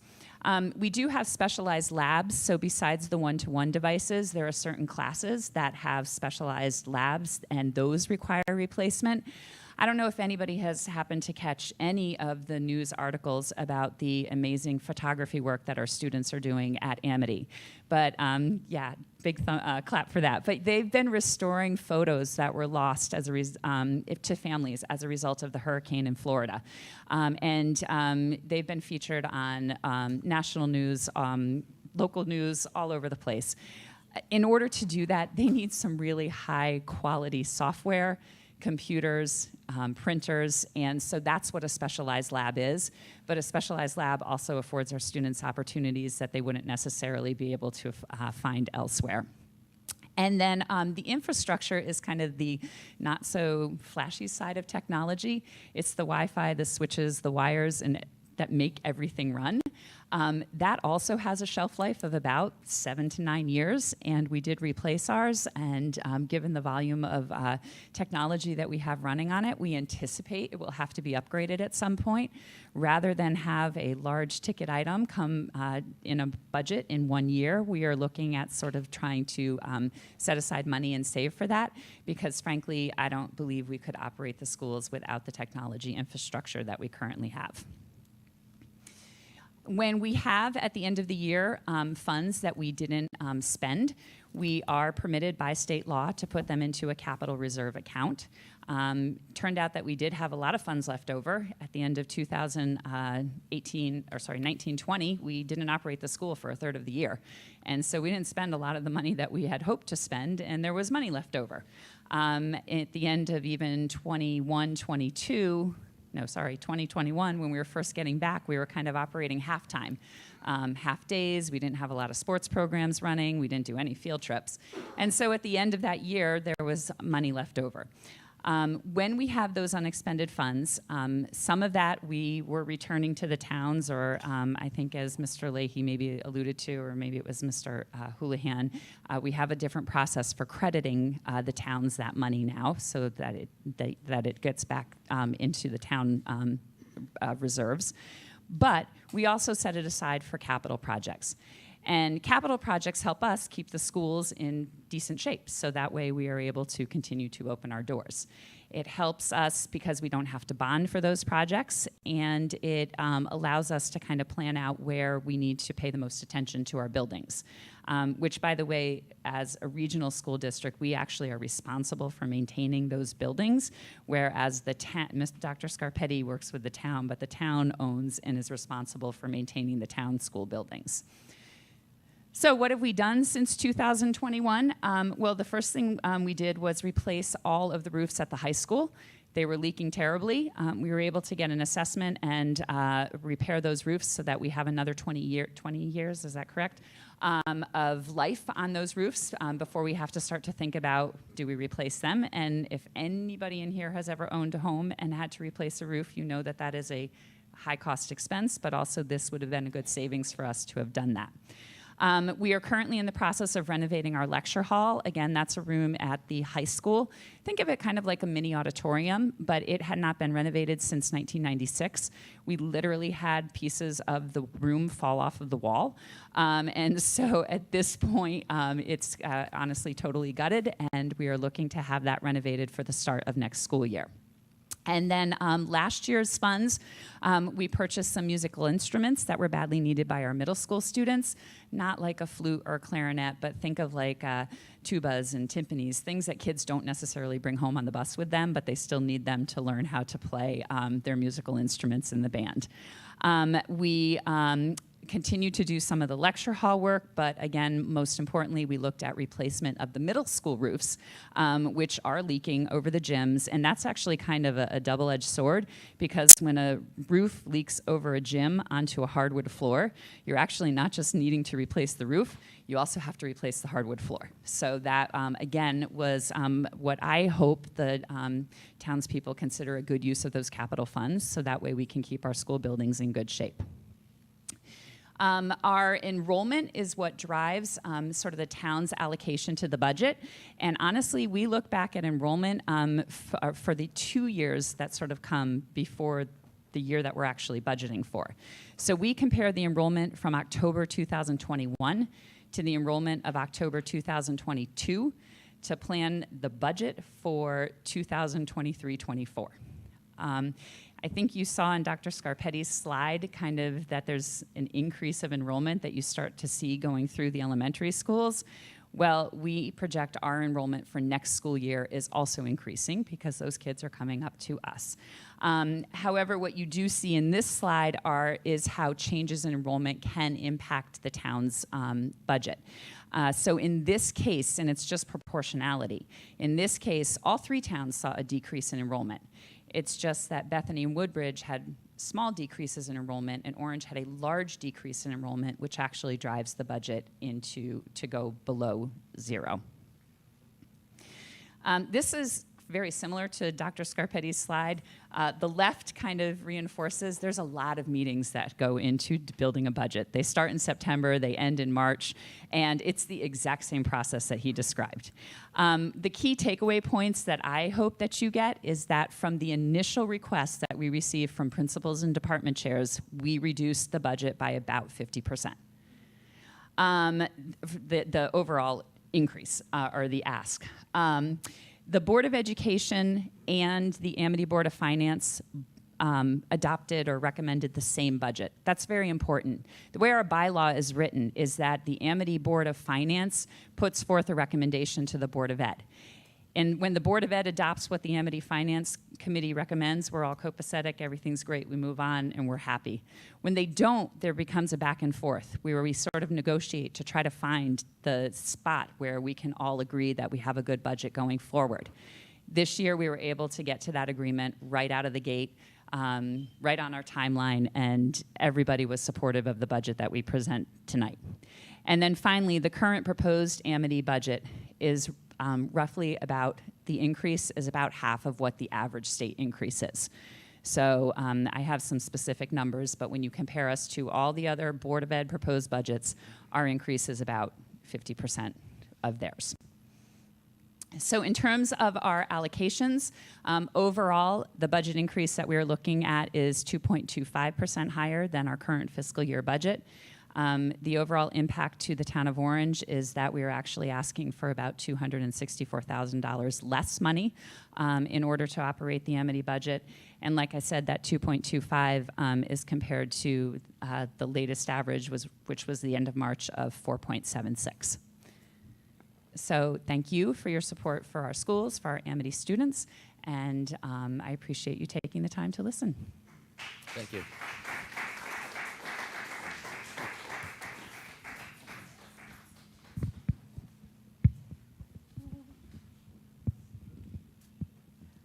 right, hopefully that stays for you, Jim.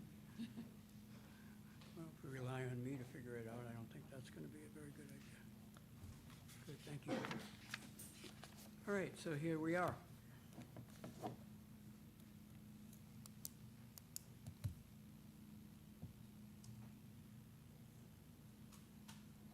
Okay, so about 30 minutes ago, I said that we would give you a summary of what would be coming. Then the town, John and Kevin particularly, gave you a lot in the town budgets, operations. Oh, okay, thank you, Chris. And then we had Vince on Orange Board of Education, Jen, Amity, and the Amity Board of Education. So now we'll have a couple of slides on the overall sense of the budget. This now looks back a little bit at the town, but these are the town budget, which includes both OBOE and Amity, okay? What we invest our money in over the years. It's a 9-year look. And you can see the various components from general government on the left, pass through the last two, employee benefits and education, and then town services. And I guess to no one's surprise, the trends of increases are really in two areas. Obviously, the employee benefit side, all right? A lot of that could be pensions, it could be medical and dental, could be other factors as well, insurance being one. And also in the education side, you invest a significant amount of money in education. Other things to be aware of in terms of the employee benefits, which is a major category, but in this year, as we mentioned earlier, it went down. But the two parts of it that go up significantly are the health and life insurance, although in the past years, you see by the circle on the left, the graphics there show that this past year it has gone down. But the pension costs, as you can see, have more than doubled over the last 5 to 6 years. One of the other things that the Board of Finance gets involved with is capital expenditures. We have invested, I believe, it's in the book, 3 projects that are listed there for the Orange Board of Education, totaling $155,475. In the town side, I believe there were, how many, Kevin, 7 or 8? There was a number of them. Projects that total up to $358,500. And Donnie, I believe for the current year, we've invested $1.1 million or thereabouts on the currently going on paving or road maintenance there. and we will be determining, based on our finances, what the fall would look like in that time. Right, Jim? Okay. So, we spend a lot of money in paving. Quick summary. Donnie DePoyer is in the room. I sit down with Donnie, I drive some fixtures, right? He has a process. He has assessors. What would you do if you were in charge of the highways? You'd drive around and you'd say, oh, this one's good, this one's not so good, right? So he assesses the road conditions. He develops a list, right? He checks for funding. He connects back to his suppliers, and then he finalizes it and executes the plan. He just starts the process again over the winter time for the following year. So he comes up with a list. He plans to do a certain number. Maybe he gets them all done. Maybe he does an extra one. That's my graphic to display that. What you may not know is, and I did not know, but perhaps many of you do, but the operating process for road maintenance is you first have to take out those basin heads, we call them, Donnie, right? Basin heads, the sewers, I guess I might say, if I was a city kid. And then you go and do the paving, all right, after you take off the materials. Now, there are 3 types of paving methods, if you didn't know, and I didn't. So there's overlay, there's mill, and there's reclaiming. And they're not all the same cost. Nor should they be if you only have a road that doesn't, get used that much. And you can see the types of costs over to the right-hand side here. So I don't want to get into too much detail. This is kind of an overview of the situation. But that's what I learned from sitting with Donnie a couple of times, and I wanted to share that. In terms of specifically this year, we have a spring list. You've probably seen around town that a lot of it's going on right now. Karen Drive down here, I think, is one, just as a number of them. There it is there, doing a milling in the left-hand side. And Donnie has a list for the right-hand side, and as the note in the gray box says, this will be dependent on funds available. All right? What I would also like to do, in a final one on road maintenance, we asked, actually it was this morning, I asked John, can we get a history of a couple of years back, how much we've spent on this? So here's the data. Comes in an Excel file, you make a graph, you pretty it up, there's your data.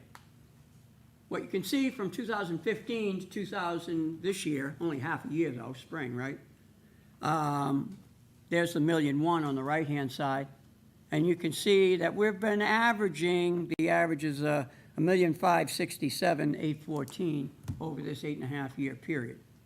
And I think there was something special, John, maybe you could educate me more on the 2015 situation, just a little bit, please. I think that was the year we had bonding money, and we used bonding money to pay for the paving. Is that your memory, Jim? Bonding money was 2000 back? We bond money, usually enough money to last, $5 million is for roads when we do it, and it usually lasts 4 years. Oh, okay. Well, anyway, this is the money that, these figures came from Art, so if we got issues with the numbers, it came out today. But I thought I wanted you to know that over this 8-year period, 8.5, over $13 million is what it totaled up to be. Okay? So I just thought that would be useful for a piece of information for people who pay taxes in this town to know. All right, this is not this year's chart, this is last year's chart, but it kind of tends to sum up, and I want to give my colleagues credit that, particularly in this case, Kevin Moffett, here are the components. We got Amity in the yellow, we've got Orange BOE in blue, we got the town departments, we got a little bit of capital and debt, all right? And that was what we had in our budget last year, the one year we're operating in now. And from our point of view, Board of Finance, we have to consider all parts of stuff in the budget, right? I think that was one of the earliest charts in this presentation. We have to, our schools, our capital needs, and all of our town departments. And another slide, in terms of education, Kevin, I had talked to Kevin, he mentioned this, and I said, hey, that's a good quote. We know education's important. We all have gone through education in whatever town we grew up in. Whether we have children in the school systems, ever had or still have, we still support it through our taxes. So it is important, and it's about 2/3 of our budget, all right? It's about 63% by the numbers, but on the OBOE side, we take care of the building, so there's some component of that Yeah, I was factor. gonna say, that's why if you look, you don't wanna say, oh, Amity's that much higher than Orange, because they maintain their own buildings, where we maintain the buildings for the schools in Orange. Yeah, they have So, debt. so they're probably Principal on and par interest when they you have add to those do every costs. year, right? Okay, so that's a little bit. So what does this budget mean to you? There it is, the same slide we showed earlier, the bottom line. Now it's not up front, it's in the back. Now, I don't know where the average retail value, I was smiling at Kevin earlier tonight when I said, wish I had an average retail value of $355, right? There's not a lot of them around in Orange, but that was the last time we did the reval, right? That was 5 years ago. So 70% of that turns out to be that 248 number. This is the same slide we've used each year. The yellow will change when we do the reval next year. Then you have a mill rate. So you just multiply whatever your assessed value is by the mill rate, and there's your taxes. Right? Mine happens to be just a hair under $7,000. But the average per that number there would be, in 2021-22, would be $82.74. This current year, for that particular theoretical home, I guess you could say, it would be at $32.71, this year's mill rate, all right, it would be $81.40. So reduced by $134. This year, what we're proposing to support the funding that, in the budgets that you just saw, the three different types, that sum up to the total, all right, is that 32.31 mils will support what you've seen on requests for spending. That would be $8,040, which would be a reduction of $100, which Kevin, I think we calculated in our meeting, was 1.22% reduction. Remember when we started this presentation, we had 2.83 on the mill rate increase, 2.4% in the spending, so it sort of suggests it should come out somewhere in that model, part of the universe. There's the history of the mill rates. So when you get a copy of this presentation, I'm sure John will make it available, PDF file. You can have that in your records. And now we have next steps. Okay, we have 2 referendum dates. Got to vote. First, calendars. Under Amity, on the Amity budget in the yellow there, they had their district meeting in on April 3rd, and the taxpayer vote is on May 2nd. So that would be 10, 12 days from now, right? I guess 12 days, right, Thursday to Tuesday. Okay. On the right-hand side, we have tonight's town budget meeting. All good? And then we have the annual town meeting. It's on May 10th, I believe, right? And then we have the vote, the taxpayer vote on the town budget. All right, the overall budget. And that's on the 17th.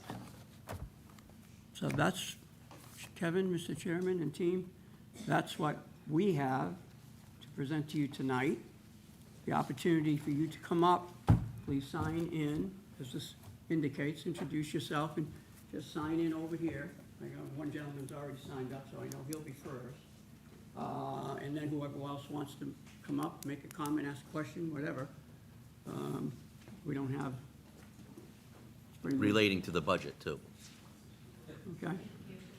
Now, is the gentleman still here who signed up? I don't think I see him.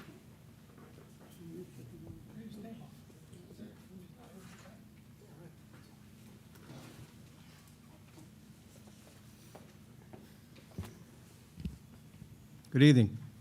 Mitch Goldblatt, 291 Drummond Road. To the members of the Board of Finance and their staff, thank you for all the hard work you do, the time you've put into this budget. It is very much appreciated. I have 4 items to address this evening. The first one is we can all help to reduce our expenses by participating this Saturday in Shredding Day. Get those mattresses out of the house, the hazardous waste out of the house, the old documents out of the house. Let's get them recycled, let's get them reused, and let's not put them into the waste stream where it is bad for the environment and also bad for our pocketbooks. Number 2, on behalf of the Orange Recycling Committee, we've requested that a part-time recycling attendant be added to this budget. Many other communities have personnel to assist residents with their materials, and we should as well.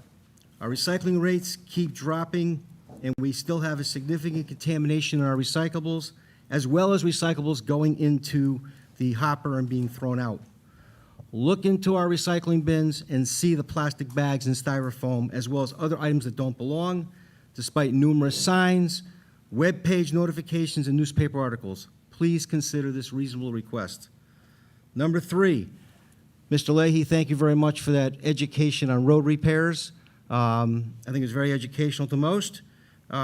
Please increase this item by over $500,000 to the level we had last year at least, and maybe before, because prices are going up across the board. We should not have to wait until roads are literally crumbling before us and become an embarrassment to our neighborhoods before they are repaired and repaved. Right now, at least 2 roads are being completely reclaimed, as Jim had pointed out, because we as a town have allowed them to get so bad. And it costs so much more to reclaim the roads than it would to repave. So a normal repaving schedule that keeps up with the roads will cost us less in the long run and get more roads repaved as we do it each year. Number 4. Now, let's address the 800-pound gorilla in this room, Amity. We should consider and keep in mind that this is our high school. This is our middle school. Amity has been consistently in the black. Last time I looked at a balance sheet, this was a good thing. Yet the Board of Finance repeatedly criticizes them. I have read the facts, or alternative facts, laid out by Mr. Leahy in several newspaper articles. While he says it is just the data, his intent is to lower the Amity budget by defeating it at a referendum. Now, let's look at the data and the facts. We have been told tonight that there will be a tax decrease. Congratulations. And I think we're all happy about that. But how is this possible? The town government spending is going up by 5.5%. The Orange Board of Education budget is going up by 3.37%. And the Amity budget is going up by just 2.25%, less than half of the increase of the town budget. And because of enrollment figures, we are going to see a drop of $264,000 in the Amity budget to the town, which is going to assist us, as well as the grand list increase, to have a tax decrease this year. But does Amity get any credit? No. What we get is headlines that scream at us, Amity budget surplus remains unreasonable. That's what shouts the headline. Unreasonable to whom? Last year's Amity surplus was $1.5 million, or less than 3% of their total budget. The last audited fiscal year of the town budget in 2022, the town budget, not including education, had a surplus of $727,955. Also, less than 3% of the total budget. Is the town surplus unreasonable? I don't think so. So therefore, why would Amity's be unreasonable?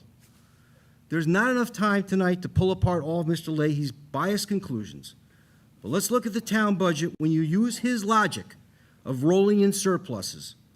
By his same math, the town of Orange needed less money in fiscal year 2022 as was used in fiscal year 2021. No one is accusing the Board of Finance of overtaxing the residents. Or should we? Because that's what we've done to Amity. We have an audited 22% undesignated fund balance, probably among the highest in the state of Connecticut. Why? Because like Amity, we have had some significant surpluses that we should be proud of. It is time to stop the personal crusade against Amity. It is time to hold yourselves to the same standards and stop the silly accusations. Recognize that the laws are different for the boards of education and just accept it. You don't hold Orange Board of Ed to the same scrutiny, nor should you. As for the opinion pieces that are somehow supposed to be based on facts and data, stop. For the sake of our town, for the sake of our region, stop. And oh, by the way, whether Amity returns the money to the town or uses it to reduce next year's budget, as they are doing now, is basically the same thing. We're still getting the money back, except it will no longer go into our own undesignated fund balance. In conclusion, I hope that you will take into consideration my requests for the town budget, but in any case, I will support it and ask others to do so, because it is a reasonable and responsible budget that recognizes the needs of our community. By the same token, I will support the Amity budget and ask others to do so because it is a reasonable and responsible budget that recognizes the needs of the community. Thank you.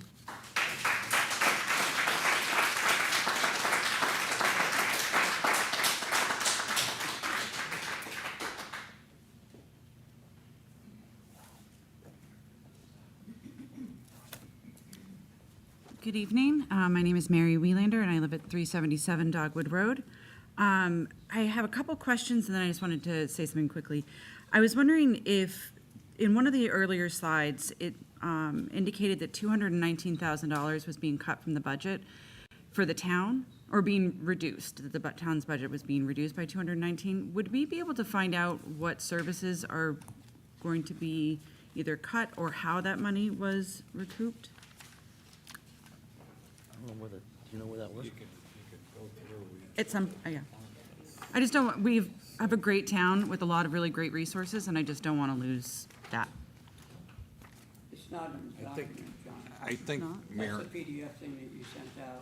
What I could say Mary, is- if you go through each of the departments, you can see the department Okay. request and the Board of Finance final approval.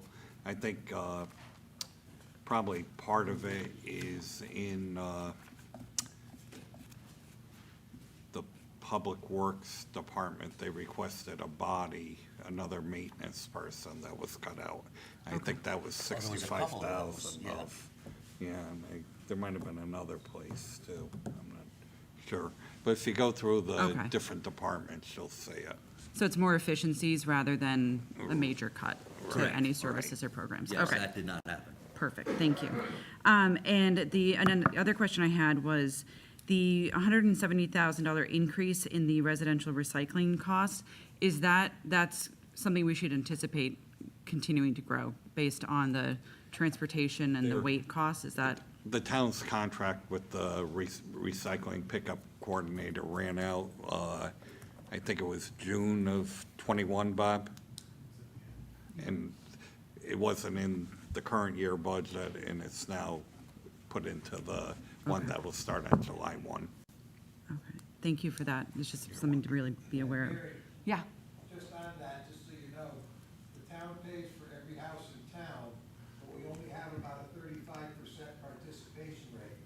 So even if you don't put your blue bin out, or if you take it to the transfer station yourself, we're paying for your house regardless. That's how the contract is, to every residential in town. that sounds like a new goal that we should try to aim for, is a higher participation rate. So, all right, let's, So your Okay. employee shouldn't go to the transfer station, they should go door to door. I don't know if that would be considered an efficiency. The last thing I wanted to say is, has to do just with our school budgets. I'm here tonight as a parent. I'm here tonight as a former Orange Board of Ed member.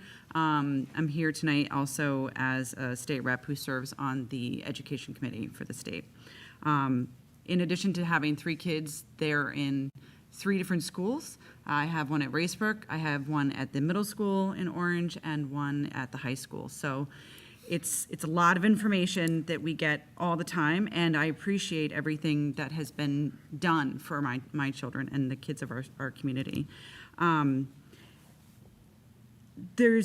perspective of being able to speak tonight is one that is rather broad, because it's not just as a parent, I've been able to be exposed to schools across the state and what those districts are able to provide for their students versus what we are able to provide for our students. And I know that what we provide for our students is not free, and it is a responsibility and a request that we are asking of residents, myself included. But I really hope that we can start looking at it as not an expense, but an investment. Our kids are so well prepared going forward, starting from pre-K through Amity graduation. I recently was on a tour with the Amity at the middle school up in Bethany. It was snowed out the day for Orange, so I couldn't torment my daughter at the middle school, but I was looking for my son at the high school, and he successfully hid from me. But I was able to see opportunities that our kids get that I literally did not know existed. And it is something that it's technology, it's support by educators, it is just the community that they are provided with that supports them, that allows them to be successful, and allows them to be interested and curious and have more opportunities than most people in the state that I have seen. The things that we are able to give our kids, we should be so proud of. And again, I know it is not without a cost, but it is an absolute investment, not only in their future, but our town's future, because our schools are successful, people want to move to our towns, and our property values stay high, and we are seen as a very valuable community. So I just wanted to say thank you to our educators who are here for creating these budgets, for putting them forward, all of the people who have worked on it in the different Board of Eds. And just as another little shout out for Amity, Amity recently participated, Dr. Byers and I cannot remember his name, but another professional educator at Amity recently participated in a conference that we had, a communication that we had with the state legislature, because our transition program, the one that Dr. Byers referenced about the 5-year program that is bringing in services into our in-house, is currently being used as a model for the state. This is massive legislation that we are putting forward it is 5001 is the priority for the House, and looking at how our transition academies are preparing our students better than almost anyone else in the state. And so we should be so proud. When I was on the Board of Ed, we talked about it as the side effect of success, that families that need their children who are their most vulnerable to be supported, they move to Orange because we take care of our kids. And I implore everyone to support it, because both of our budgets, the town, we have a great town. Thank you for your work on the Board of Finance for doing this. All of the different town boards who are here, it's a team effort and mostly volunteer. So thank you for that. And I just wanted to just thank you, and please support all of our schools when we go to referendum.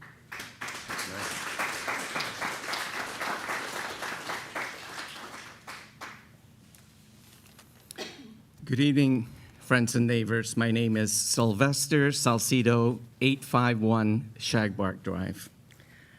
This evening I came here with the intention of seeing whether I would hear my favorite phrase of this school year, which is DEI, Diversity, Equity, and Inclusion. And as you all know, we've been sitting here for a couple of hours. To my great disappointment, I didn't hear it once.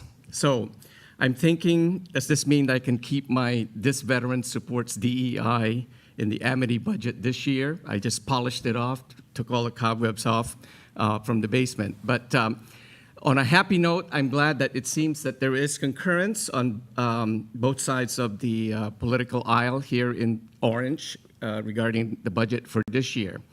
And so I'm really, really delighted to hear that and see everybody here tonight. And I certainly want to express my personal thanks on behalf of my family for what everybody does, both as a volunteer and those of our elected and paid officials, and all those who work, obviously, for our schools. However, following up on that, given my disappointment, I do want to share with you, just to take a few more moments here, that last Friday, I went to the Coast Guard Academy in down the street in London, and they had this program that just came across my email last weekend called Eclipse 2023, and I didn't really know what it meant, but all I saw in the phrasing there somewhere that they were going to talk about DEI. So I thought, well, my wife and the kids went off to New Mexico for the spring vacation. And instead of mowing the lawn or doing something constructive in the house, I said, well, let me take a little ride to New London. And to my great surprise, there's actually the opening keynote speech is something that I'm trying to find out if we can share over our OGAT system, because I really think there was a brigadier general, a real Southern gentleman, and he really, he's a he's a brigadier general in the U.S. Army, retired, and he's now a adjunct professor, or I guess a full professor at the Hamilton College. And his big mission in life is basically to tear down the myths of the Confederacy and how that has really, the fact that we as a nation have not come to grips with the Confederacy and how it's basically an insurrectionist group who were defeated, and they should really be defeated completely the same way that the Germans dealt with their own difficult history with Hitler. So with that, what I would like to be able to just follow up on that idea is that at the Coast Guard Academy, and you can imagine there are cadets there from all across the country, plus some international students, cadets or midshipmen rather. But the key is that I believe there is a lot about DEI that must continue to be addressed, not only in our schools, but within ourselves as a community, and I'd like to see it at all our departments here in town. The police, the fire department, public works, our health department, because I think it's healthy for us to come to face with that reality that as Americans, I think I agree with the Brigadier General that we really haven't come to terms with our experience during the Civil War and what that whole history and how the Confederacy and how that continues to poison our national dialogue and our national sense of being able to construct a more perfect union. Thank you, friends and neighbors.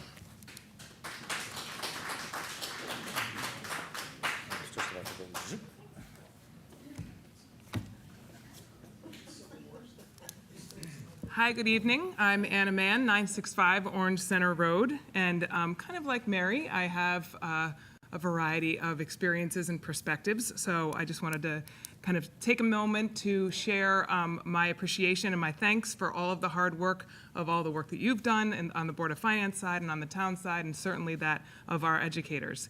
And I was an English teacher, so I'm going to start with a rhetorical question. What better investment as homeowners, residents, and parents than in our children through education? Our local districts, teachers, and admins continue to deliver high-quality programs despite extremely challenging circumstances. My children, the two children that I have personally, have been the beneficiaries of the hard work and dedication of these educators both in the Orange and Amity districts. These hardworking professionals are the experts. They are dedicated to our children, to our town, and to the security of our future. We don't all have to always agree on everything, but it makes absolutely no sense to not support a budget out of spite. Working against an Amity budget, especially when that budget will cost each of us in our town less money than in years past, is the definition of cutting off our nose to spite our face. As Mr. Leahy said, we have to consider all parts of the budget, and we also know education is usually the most expensive part of most municipal budgets. I don't know if anything is worth more than investing in our children and in our future. So I'm very hopeful that you will join me in supporting the Amity budget and our children and our town by voting yes on May 2nd. Thank you very much.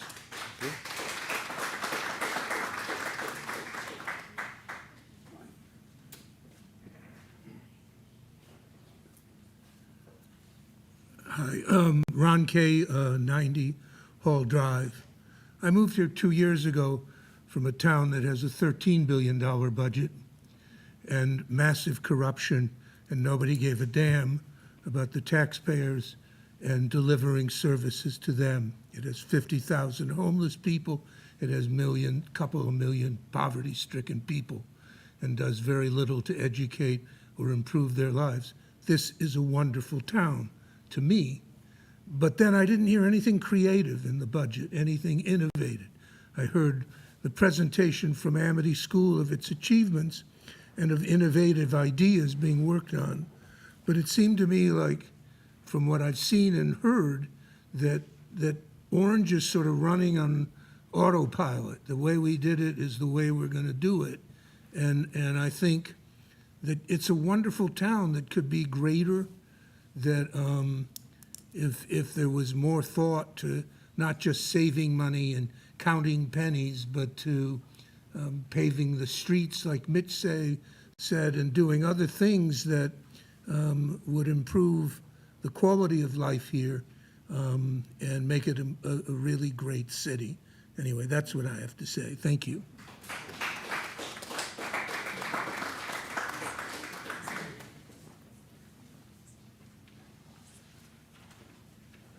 Remember, while Martin's up here, if you want to speak, just come on up and sign up. Hi, good evening. Mark Moyer, 971 Rainbow Trail.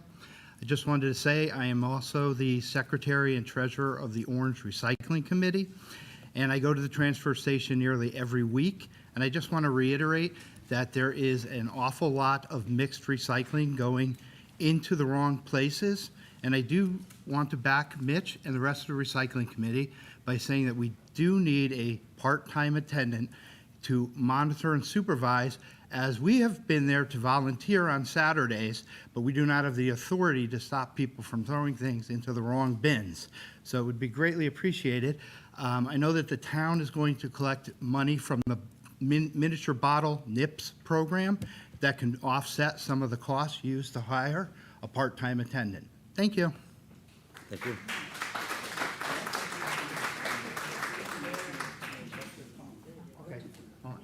So anyway, just to reiterate one more thing, sorry. So we're going to have shredding day here on Saturday. And people are going to be directed to come in on Tribute Way, and there will be a sign that will direct people who have Has Waste products to go around to the back of the building, in which there'll be Clean Harbor people to help. All your forms will either be filled out or they'll help you fill them out. And then you pop your trunk and somebody will take them. There'll be no hands-on from the residents. Also, there's going to be a truck right out here in the front. Bring your papers and documents. You can stay, you can leave your boxes, you can watch it being shredded, and then move along. Under the pavilion, we'll have the women community, the Orange Women Community, collecting household wares, clothing for donations. There's also going to be the Buy Nothing group, which you could bring and get rid of any of your junk and collect any of somebody else's junk. Whatever you think is your treasure. Thank you.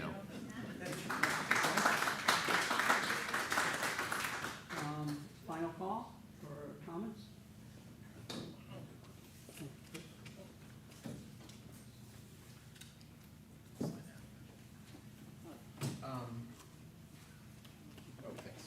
Chris Brow, 160 Omen Avenue.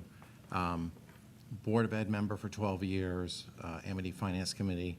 Obviously, I support the budget. We've worked very hard on it and worked on creating a nice budget. And I just wanted to call out, we started this meeting with Jim talking about doing more with less. And the gentleman just came up and said, you know, looking for new ideas. And we do that as well. We look for savings on a continual basis as we go through the budget cycle, year to year, every year. But before you come tomorrow or Saturday to shred these, on page 73, I'd just like to call a little attention to one thing, just one little new idea, and that is around our bonding efforts. Often, municipalities like ours start a bonding cycle, and they say, well, every 5 years we bond for the roads, or every 3 years we bond for the roof, or what have you. And what we've started to do at Amity is look for things that we can put on a 5-year plan, so we know what it will cost, we have it in our view, coming forward, and then we take, if there is money, we can take that 1 or 2% at the end of the year and apply it to those things so that we don't have to bond. And currently, we have no bonds planned because we've been paying as we go with the money that we're given fortunately, by the taxpayers every year. So we are trying to do more with less. We don't want to incur the bonding fees that come along. Every time you bond, it's $70,000. We all know interests have gone up. So we're protecting the district, protecting the town by using money smarter, being more frugal with it. I'm cheap. I don't want to pave the road if we don't have to pave the road. If we have to pave the road, we have to pave the road.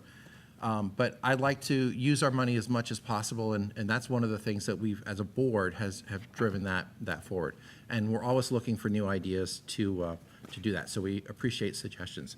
So thank you for the time tonight, for listening, and also thank you for the support on the vote coming up on May 2nd. Thanks, Chris. Okay, any other last call? Okay, maybe one slide that may be helpful is just a reminder to have the dates up there. Just keep them up there, and Mr. Chairman, are we good? There's no other questions or comments. Thank you all for coming, and Thank you.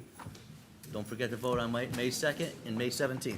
Recycle on Saturday. Yes, and recycle on Saturday.